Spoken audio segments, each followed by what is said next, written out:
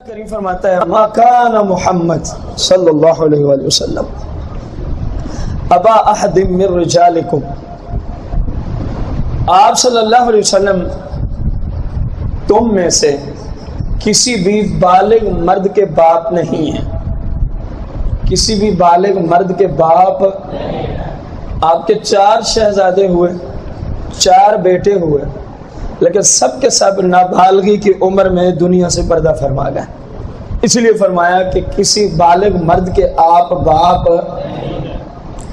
وَلَٰكِن رسول اللہ، آپ تو اللہ کے رسول ہیں، وَلَٰكِن رسول اللہ، اور لیکن آپ تو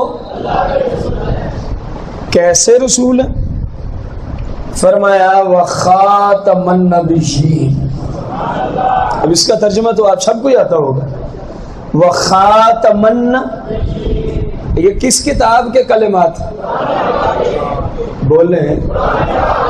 یقین جانے جو ناموس رسالت کی خاطر شریعت کے دائرے میں رہتے ہوئے کام ہوتے ہیں نا، ظاہر شریعت کا تقاضا ہے کہ یہ ہماری بخشش کا سب سے بڑا ذریعہ بنتے ہیں، جہنم سے نجات کا سب سے بڑا ذریعہ یہی بنتے ہیں جو ناموس رسالت کے لیے آواز اٹھتی ہے۔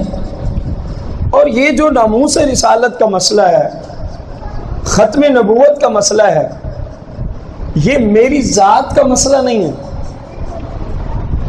یہ فقط آپ کی ذات کا مسئلہ، یہ ایک ایسا مسئلہ ہے جو کروڑوں مسلمانوں سے تعلق رکھتا ہے، اور ادھر ذات مصطفیٰ ہے، ادھر ذات محمد عربی صلی اللہ علیہ وسلم کی ذات سے تعلق رکھتا ہے مسئلہ، اور کروڑوں مسلمانوں کے ایمان یا کفر کا مسئلہ بنتا ہے۔ اسی سے مان لیا جائے تو بندہ مسلمان ہو جاتا ہے کہ آپ اللہ کے آخری، اللہ کو تو ہندو بھی مانتا ہے بھلے کسی انداز سے، سکھ بھی مانتے ہیں، لیکن جس طرح آقا نے بتایا ویسے نہیں مانتے۔ آقا کریم کو آخری نبی مان کے اللہ کو ایک مانو تو پھر بندہ مسلمان بن جاتا ہے۔ پھر بندہ کیا بن جاتا ہے؟ یہ تو قرآن مجید میں فرمائے، مشرکین سے پوچھو نا کہ چاند ستارے سورج آسمان کس نے بنائے؟ سیقون، وہ ان قریب کہیں گے اللہ۔ کون بنانے والا؟ یہ تو مشرکین مکہ بھی کہتے تھے، لیکن تاجدار مدینہ کی ناموس کو مان کے نہیں کہتے تھے کہ اللہ نے بنایا، وہ ویسے کہتے تھے۔ اور اللہ کے ہاں مسلمان وہ ہے جو سرکار کو آخری نبی مان کے اللہ کو ہے تو شریک مانے۔ تبھی فرمایا وَخَاتَمَ النَّبِيِّينَ، اور میرا محبوب نبوت کے سلسلے کو ختم فرمانے والا ہے، سب نبیوں میں پچھلے نبوت کے سلسلے کو ختم فرمانے والا ہے۔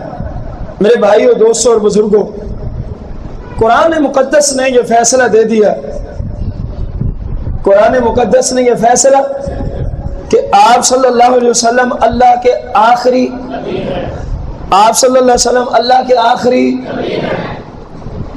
آپ صلی اللہ علیہ وسلم اللہ کے آخری۔ یہ کس کتاب کا فیصلہ؟ اور آپ سب کو اس مسئلے کا تو پتہ ہوگا، جو قرآن مقدس کے کسی مسئلے کو نہ مانے، مثال کے طور پر بندہ کہتا ہے میرے نزدیک نماز فرض نہیں ہے، آپ بتائیں، آج ذرا ڈھیلی آواز نہیں، آج جیسا یزیدیوں سے اور فرعونیوں سے سامنا ہے نا، ویسے جذبے کا اظہار ہونا چاہیے۔ جو میڈیا پہ بیٹھ کے چوڑے چمار قسم کے لوگ، جن کو شاید اتنی تمیز ہی نہ ہو کہ بندے پہ غسل فرض ہو جائے، تو طریقہ کیا دیا آقا علیہ السلام نے، وہ میرے آقا کریم کی ختم نبوت پہ بکواس کر رہا ہے، کہتا ہے قادیانی بھی مسلمان ہے۔ کیا کہتا ہے؟ قادیانی بھی مسلمان ہے۔ تو ان کو کہتا ہے جا کسی کائنات کے مفتی سے پوچھ، جو درباری مفتی نہ ہو، جو درباری ملا نہ ہو، جو ان گنجوں کا غلام نہ ہو، جو فرعون وقت کا غلام نہ ہو، یزید اکبر کا جو غلام نہ ہو، اس مفتی سے جا کے پوچھ، جو قادیانی کو مسلمان کہے وہ خود کافر ہو جاتا ہے، وہ خود کیا ہو جاتا ہے؟ تیرے پاس حکومت ہے، اقتدار ہے، تو اقتدار کے نشے میں ہے؟ ارے جاہل انسان، ہم تو اس سرکار کے ماننے والے ہیں، تو کون ہوتا ہے؟ ان کے بارے میں باپ بھی آ جائے تو ہم تو اسے بھی ذبح کر کے رکھ دیں گے۔ ناموس رسالت پہلے ہے، باپ بعد میں ہے۔ ناموس رسالت کا عقیدہ پہلے ہے، ماں بعد میں ہے۔ ہمارے پاس قرآن و سنت میں مثالیں ہیں، ہمارے بزرگوں نے نہ والد کو معاف کیا، نہ بیویوں کو معاف کیا، نہ بچوں کو معاف کیا۔ جب سرکار کی ناموس پہ کسی نے کلام کیا، انہوں نے زبان کھینچ کے باہر رکھ دی۔ ہم تو ان کے ماننے والے ہیں۔ تجھے نہیں پتا ہم کس عالم کے طریقے پہ چل رہے ہیں؟